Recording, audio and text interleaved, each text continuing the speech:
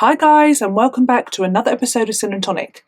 Today's story is that of Lynette White and one of the worst miscarriages of justice ever to be seen in the UK. Also, the longest murder trial in the history of Britain. Let's go. Sin and Tonic! Fan is on again, it has to be done, so excuse me for blowing in the wind. But, breezy. Today's story takes us to somewhere called Bute Town, Bute Town, don't know if I'm saying it correctly at all, in Cardiff, Wales. Wales, we're going to Wales. Oh, Wales. Pontypandy. No, Bute Town. It is a portside town, so there is a lot of traffic and a lot of sailors and a heavy presence of prostitution. We'll go with that. Or there was at the time of our story, which was in 1988. On Valentine's Day, of all days, on Valentine's Day 1988, Lynette White was reported missing by her friend Leanne Vilday. Lynette had not been seen for about 5 days by her friends and her boyfriend, and this was really concerning to them. It wasn't like her.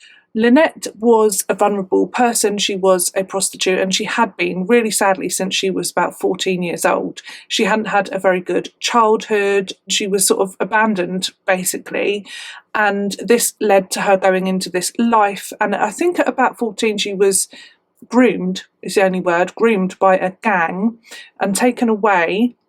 And when she returned to Bute Town, she started her life of prostitution, very young, 14. And it's a tragic story for Lynette before we even get into our story.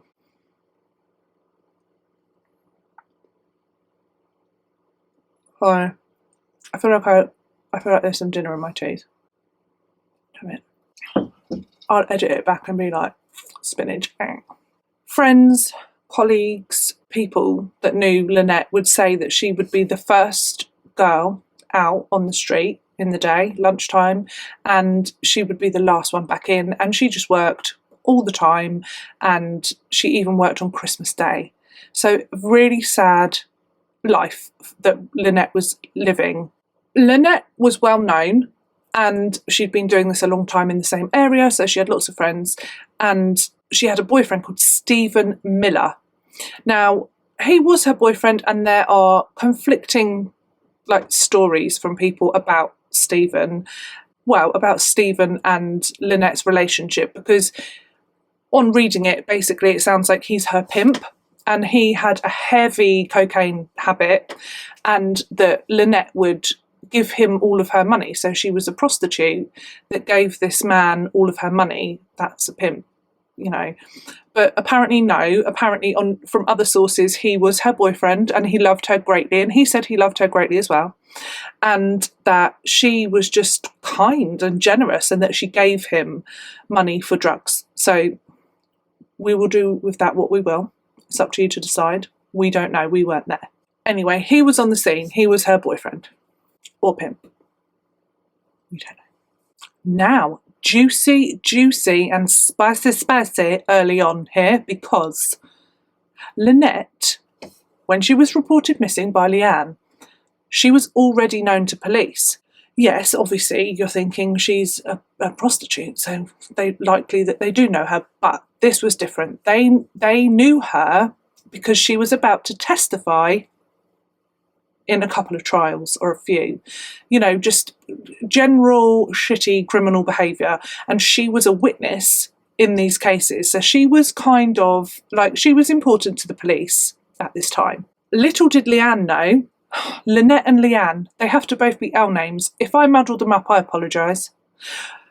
Lynette. So little did Leanne know, when she reported Lynette missing, that Lynette had a warrant out for her arrest.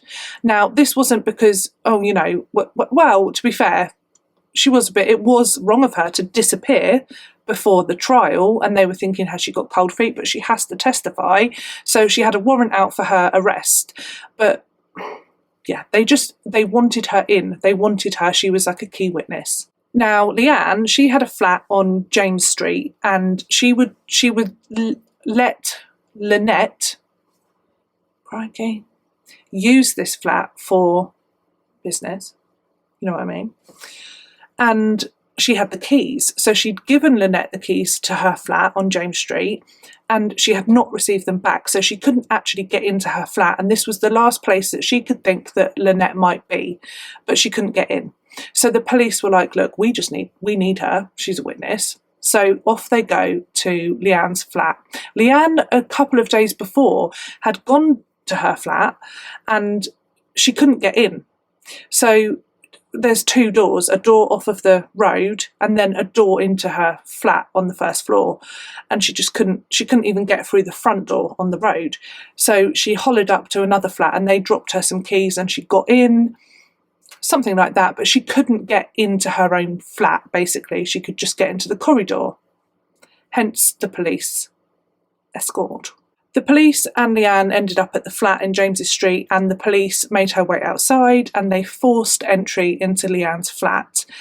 And what they found was just like a very gruesome sight. They walked into the flat, into the hall, and then they went into the first room, which was being used as a bedroom. Didn't have much else in it, to be honest. I think it was literally a bed.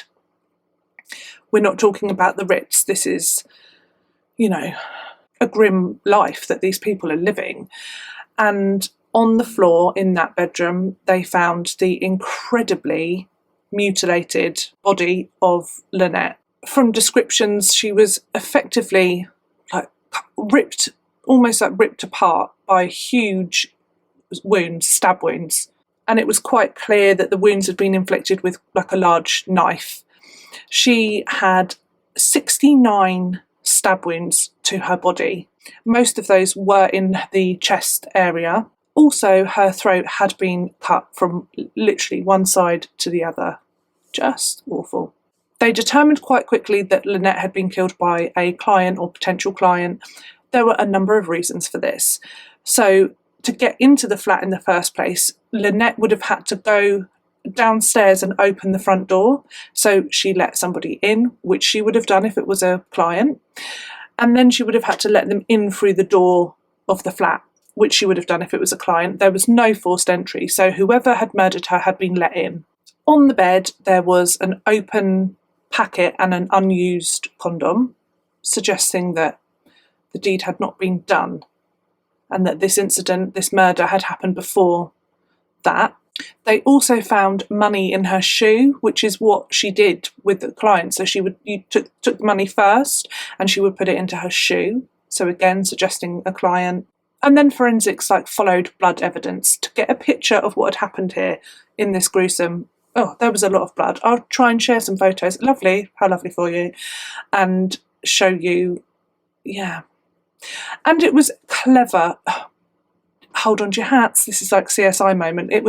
I got geeky here. I looked at a lot of photos of blood and went down a bit of a rabbit hole. I was like, ooh, definitely weird.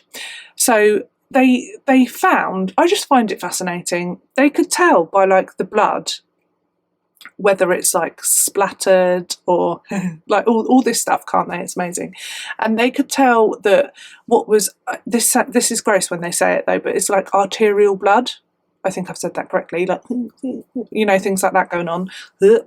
And other sorts of blood, cast off, things like that. And they found certain points where there was this different sort of blood. And they suspected that it was the blood of the killer. Because with that many stab wounds, 69, with a frenzied knife attack, it is incredibly common for the perpetrator to cut their own hand because it gets slippery, basically. It's so gross. It's gross that we even have to know these things, but fascinating at the same time. So it was thought that this is what had happened here. This killer had cut himself or herself on the knife in the attack, and that there were certain places where this blood had, fallen or dropped. The evidence showed that Lynette had been attacked near to the bed, but then her body had been moved away from the bed and more underneath the window. And forensics took everything. They emptied the room, basically. They even took the wallpaper They took everything. I guess they were like forward thinking, and like one day we might be able to look into this more deeply with, what do you call it? Like, what is the word for that? You know, like progression of science. Oh my God. Gin will help. And they took her watch. They took everything. Like, basically, think of the room, boom, emptied, gone into police, you know, evidence. They took her watch, and it had stopped at 1:45 a.m. So that's like out of a film, isn't it? Is that when she died? What was that noise? Like a drum roll? Sophie. It stopped at 1:45. So highly likely that that is when she was murdered. Stephen Miller was the first person to be taken in for questioning. Get him in, he's the boyfriend or pimp, whatever you decide. And he had a very strong alibi. He did. He was somewhere else, basically. So, you know, they quickly had to discount him. And as the investigation went on, they tested all of this blood, the blood evidence, and they were correct. A lot of these areas of cast-off blood and stuff were not from Lynette. So this was the killer's blood. They had it. And it was AB, like group AB. So, and I think that's quite rare, but obviously, like, not that rare, but one of the rare. Is it? I'm Googling. Is AB blood group rare? Oh, it didn't stipulate that, I don't think, in what I read. So you've got AB positive and then AB negative. Oh, only 2% of donors have AB positive blood. So maybe it was that one, AB positive. It is one of the rarest blood types in the country. Whoa. Okay, so it is quite rare, but not like one in none. What? Shut up, Sophie. So they know the blood type of the killer, AB something. I'm annoyed that I don't know which one, but I'm going to guess positive. And that was not a match to Stephen Miller. Move on. They also took all of his clothes, searched his car, all of that business, and there was literally just no physical evidence that he had the night before murdered, like got himself all covered in blood. And apparently he was still wearing the same clothes from the day before. So yeah, it was like, well, it's not him. They started doing door-to-door inquiries quite early on, and witnesses came forward from that night around James Street area, and they all said the same thing. They had seen a man, a white man, and he was covered in blood. Right? Probably our guy. A sketch was made. So these people had seen his face. They were confident enough to create a sketch. And then on the 25th of February, they arrested someone who looked remarkably like this photograph, this sketch apparently. I haven't seen a photo of the guy. But he had like a watertight alibi, and they had to move on. Can you imagine how scary that is, being just arrested, and you just imagine looking at that and being like, shit, is it me? Oh God, but it wasn't, you know, scary. Poor bloke. And as we go on, buckle up, because there are quite a lot of poor blokes. The police interviewed known clients of Lynette's and other prostitutes in the area, and they also interviewed just sort of like bad boys, criminals in the area, one of which they called Mr. X. Ugh.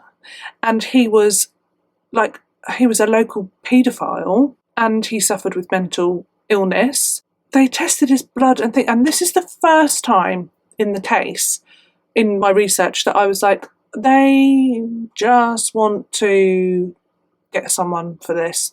You know, like that thing, it's just like, oh, well, he's a bad guy. We'll have him off the street. We'll just say he did it. It felt like that in my research. And that makes me sad and sick, because obviously, yeah, he's not a good guy, paedophile, come on. But you can't just decide, no. And then that also means that whoever did it is still, you know, they're bad too. They need to, what? I don't like it. It didn't help Mr. X that he had paid to have sex with Leanne before. Not Leanne, Lynette.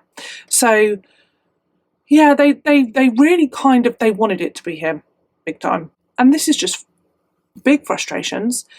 when they got his blood back, they took his blood and fingerprints and all that, and it wasn't a match. His blood didn't match.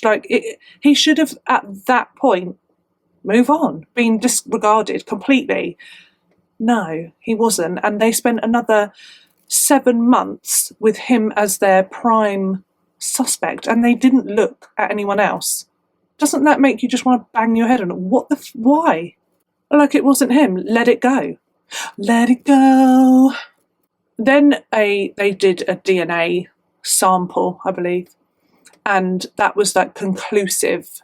It's not Mr. X. No way. It definitely is not, even though it wasn't anyway, and you knew that 7 months ago. It's not him. Okay? Shut up. And then at this point is when the real desperation of the case sort of comes to light. And yeah, we're at 9 months in, 9 months after this gruesome and horrific murder. And they bring in Leanne and her roommate, flatmate, Angela Saylor. And the police really put the pressure on. They told the women that they would go to prison for perjury if they did not tell the police what really happened. They put a lot of pressure on these women to tell them the real story. And in reality, they weren't even there. They had no idea what had happened to Lynette, but they were being told. And let's not forget, these are vulnerable women, likely taking drugs or alcohol, living in really squalid, horrible situations, and they're being forcibly, just, what's that word when people just go and go, just interrogated and told that they need to come up with what really happened. You tell us the story, what happened. And in the end, they did. But it wasn't true. They came up with this story that 5 men had committed the murder, and they gave these names to the police. And these men had already been discounted via DNA and blood. Okay, we go to another level of spicy here. In December of 1988, Angela Saylor was violently assaulted, and in that process of her reporting this crime, they took her blood, and her blood was the same blood type or blood group as the blood found in the flat. So Angela has this same rare blood type as the killer. The police were pretty confident that Angela was not the murderer. They weren't like, oh my God, she did it. No, they weren't at all. They knew her, they saw her. They didn't believe that she had committed this crime, but they didn't let Angela know that. They used this to massively scare the shit out of Angela and get her to give them some names. Give us more names. Give us the names of, it wasn't those people. Give us some more names. And they really scared her, because otherwise, was it you? It's your blood type. And they scared her into, again, sharing information that just was not even true. One person that she named was Stephen Miller. He had already alibied out and already been discounted out of the investigation. But the police were like, we still think it's him. Again, Stephen Miller, he was a vulnerable person, addicted to drugs, in a state, not living a very good life. And they interviewed him for days. They interviewed him for 5 days or something, and over those days, just hours and hours of interrogation. And it is sad listening. I watched some documentary, listening back to how he was treated and how they made him, well, let's be real. They made Angela come up with 3 names that weren't, it wasn't real. It's fascinating how it happens, how they made people think things that weren't. It's so batshit. The police were relentless with Stephen, just non-stop. They told him he was depraved, that he'd, in detail, they were like, you cut her throat, you did this, how could you live with yourself? They told him that he had killed Lynette, but he couldn't remember because he was so high on drugs. And they wore him down so hard and over so long that he ended up believing that that was true. They also said that there were witnesses that placed him at the scene. And he just thought, I can't argue with that. If I was seen there, maybe I must have done it. Don't take drugs, kids. She says literally like drinking a gin. Oh, different, is it? In the end, there were five men that were known at the time as the Cardiff Five. They were named and charged with Lynette's murder, with zero evidence that they were ever even there. When I talk about stuff of nightmares, like this is up there with that. Being convicted of something you did not do happens all too much. Many lives are ruined.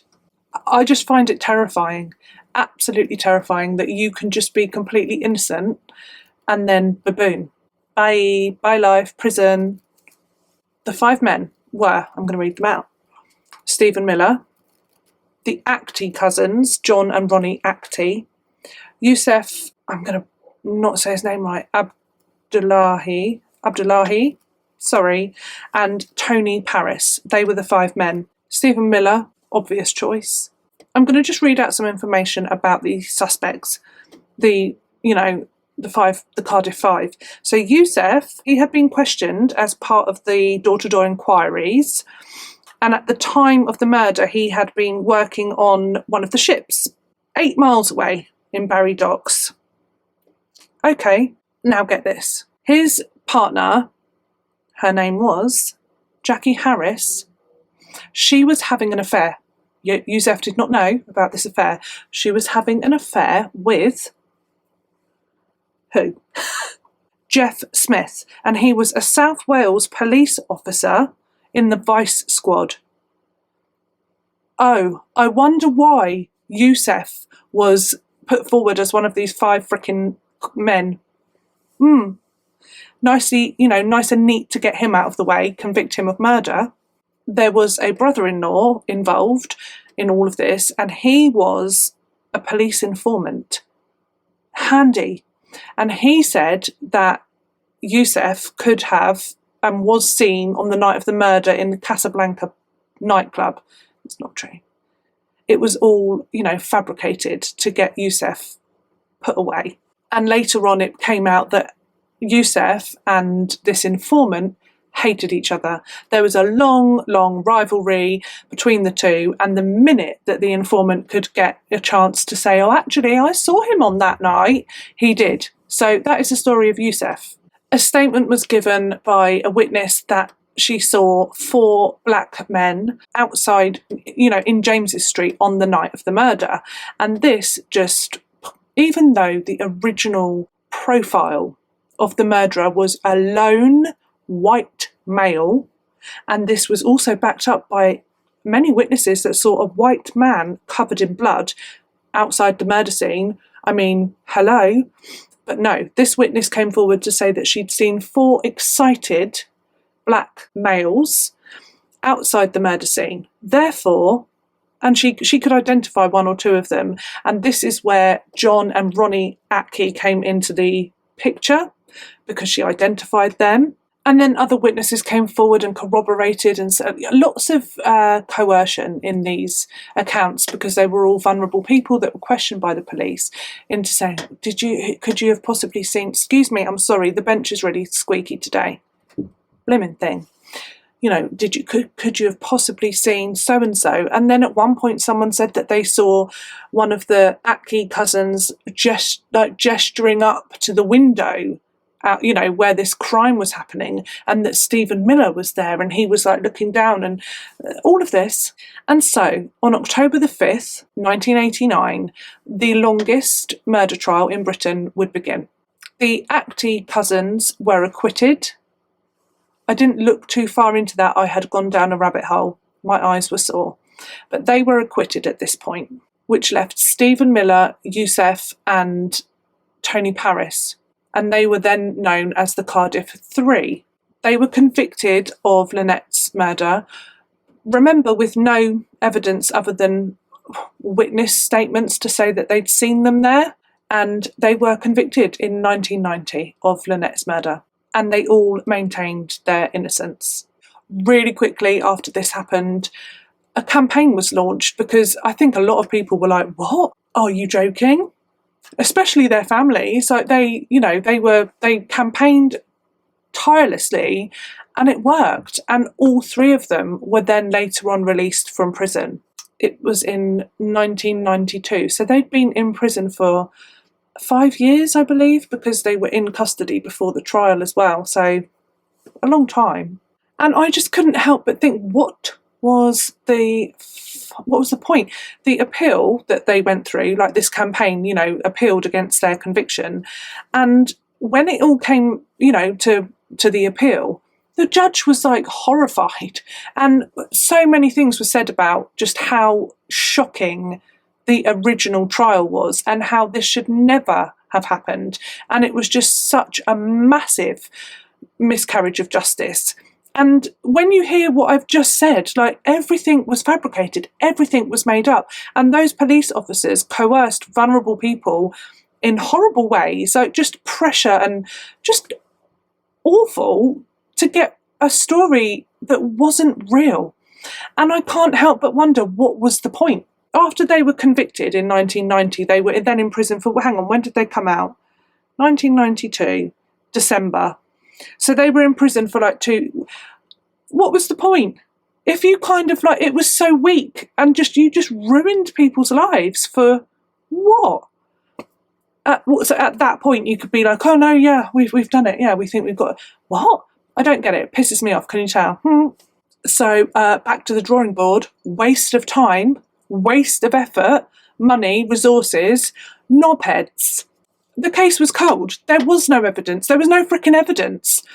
So it wasn't reopened again until 1999, 11 years after Lynette's murder. At this point, the police service, they were keen to get their reputation back on track, because that was a cock-up. They wanted to be known as the force that rectified their mistakes and got justice for Lynette. How about would have been good the first time round? Knobs. There was a lot of pressure on this second investigation, like a hell of a lot.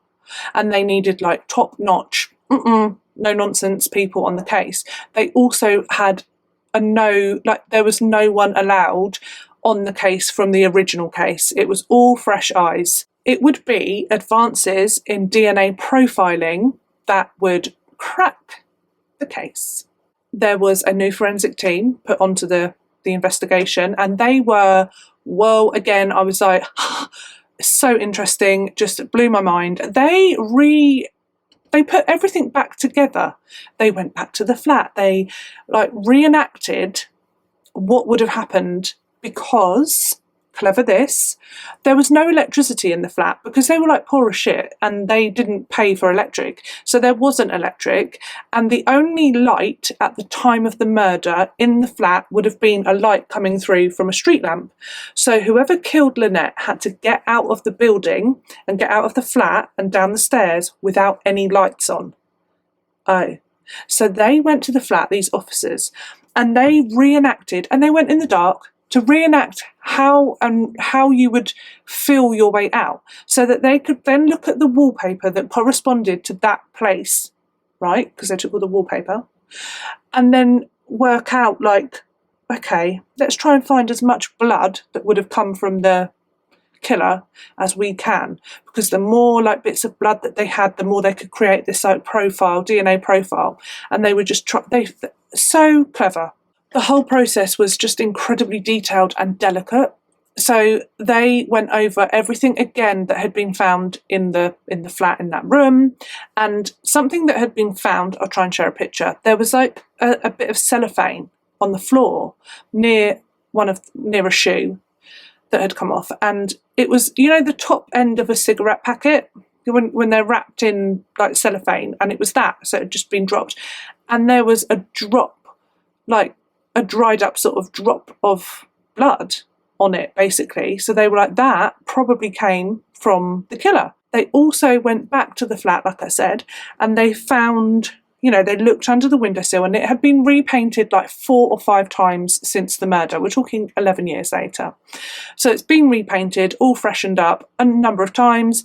And so they removed the skirting board and they found some blood. And they found, when they looked at the pictures and they looked at the wallpaper that would have been there, they saw that some of the blood that they believed was cast off from the killer would have just dripped down. So, yeah, and they found it. And that is how they got a complete profile, DNA profile of the killer, like 100%. They called this man Cellophane Man. Clever, because of the cellophane wrapper that had his DNA on it. And they managed to find his DNA everywhere.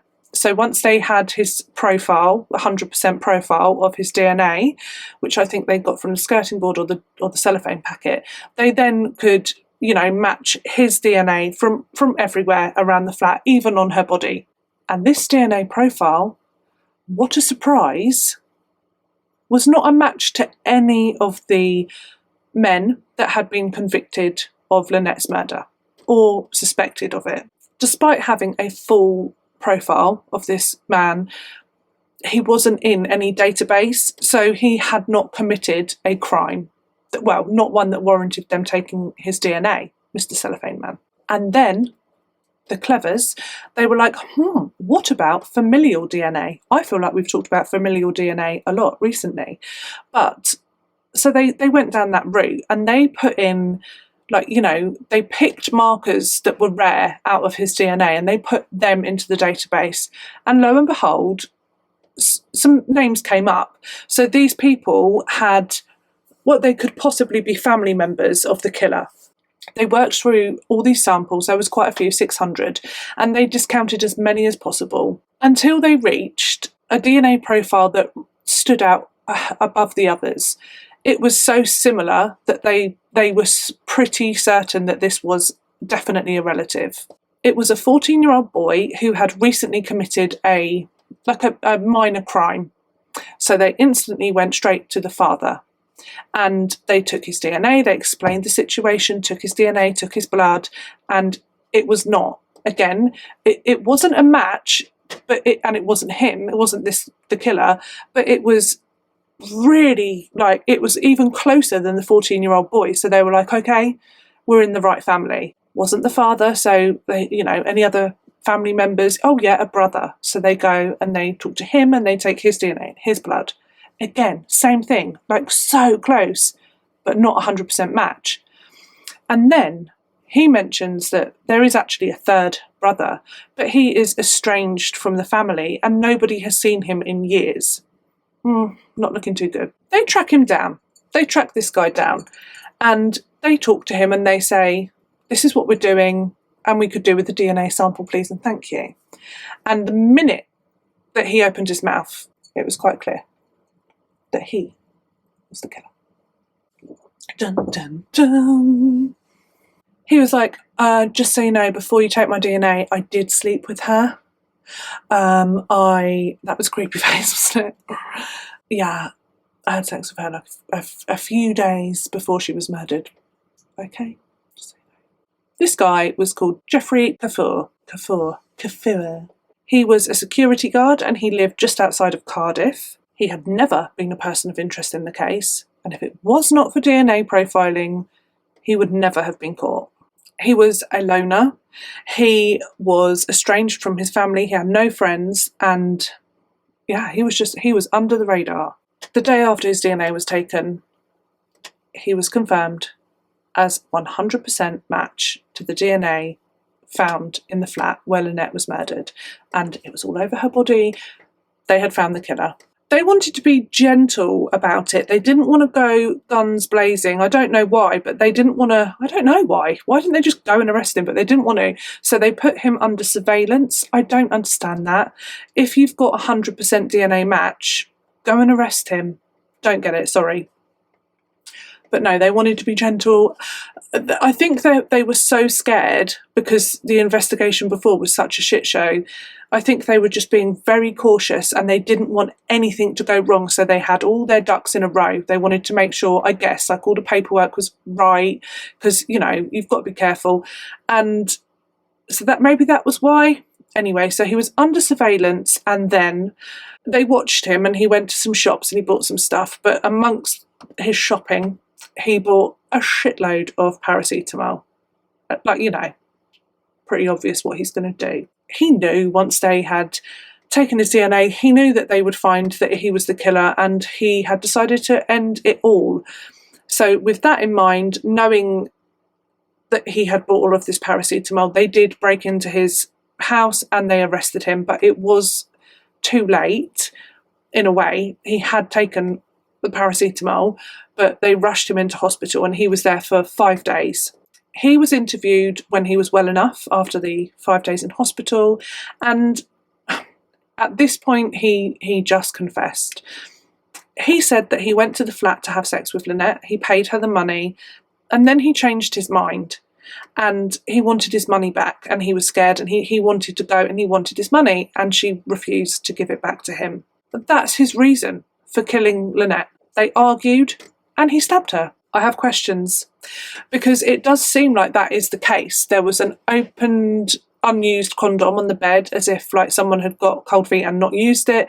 And also the money was still in her shoe, so she hadn't given him the money back.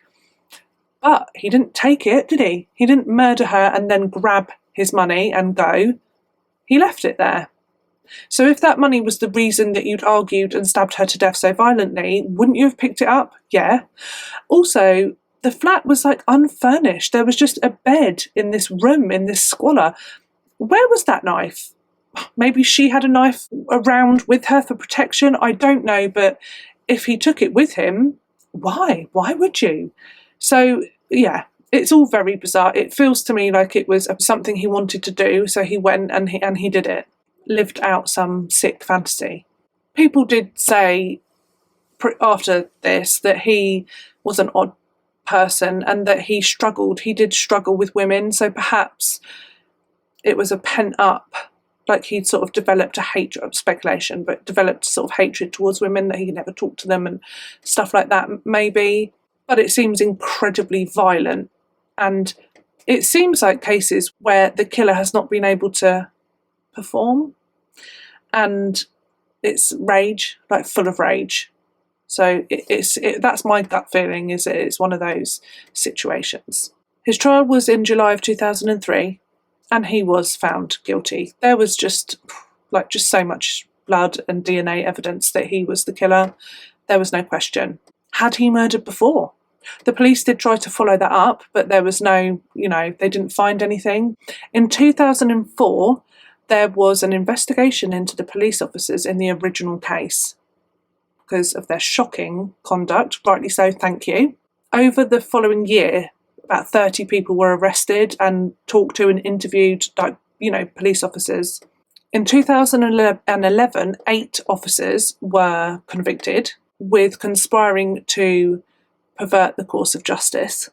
Trying to get my words right. And then 4 more officers were due to stand trial in 2012, and it all went very wrong, weirdly. The trial collapsed because there was evidence that was missing, just went missing, documents and things like that, and it was nowhere to be seen. And so the trial flopped, and the men, they didn't get convicted.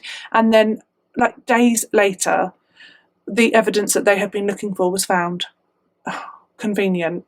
Also, there were other victims here, and they were the Cardiff Five. Lynette suffered a terrible, she was obviously a victim of this crime.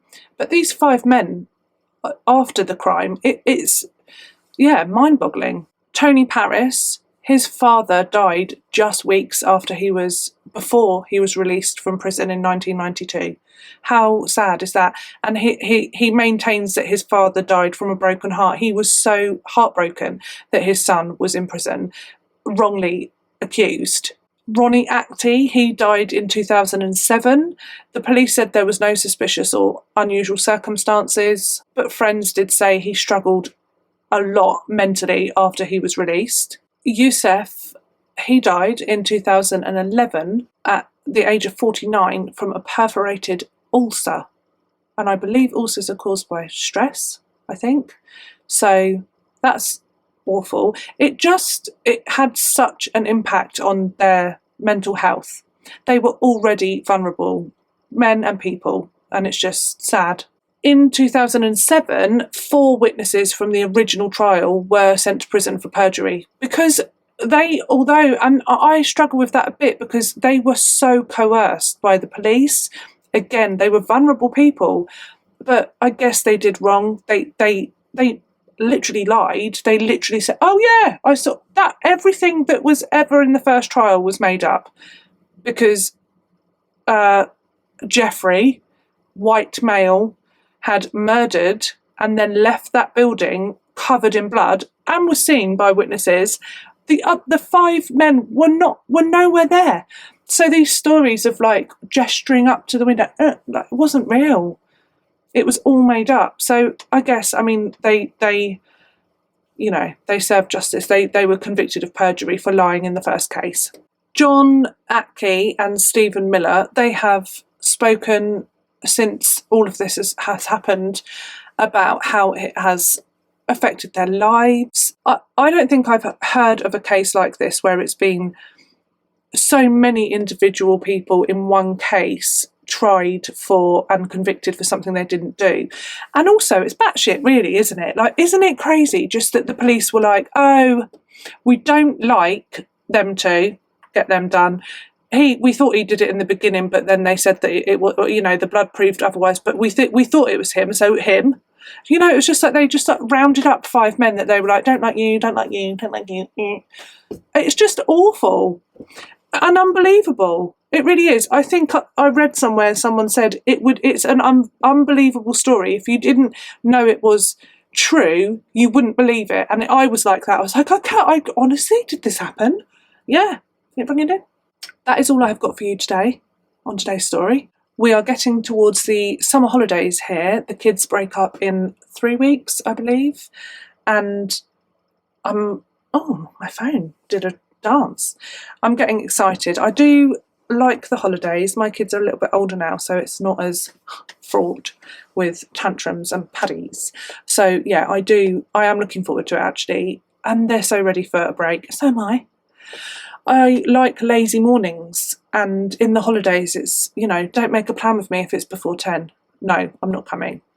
That's what I'm like in the summer. PJs, I love PJ days as well. You get to do that, as many as you fancy. Yeah. So I'm down for it. I'm ready. Bring it on. Yeah, so I'm just excited for the summer holidays. What do you all do in the summer holidays? What do you get up to?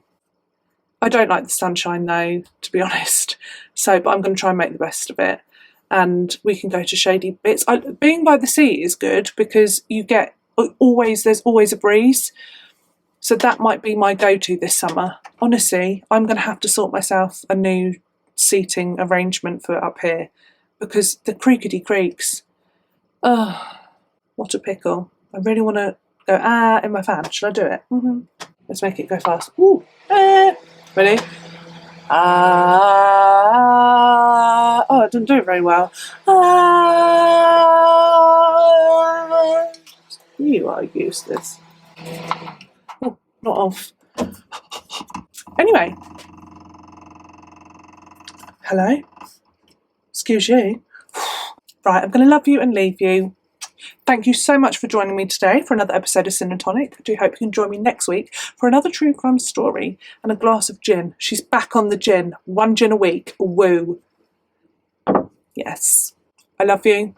I will see you all next week and I greatly look forward to it. Thank you so much, as always, for your wonderful comments. I love talking to you guys.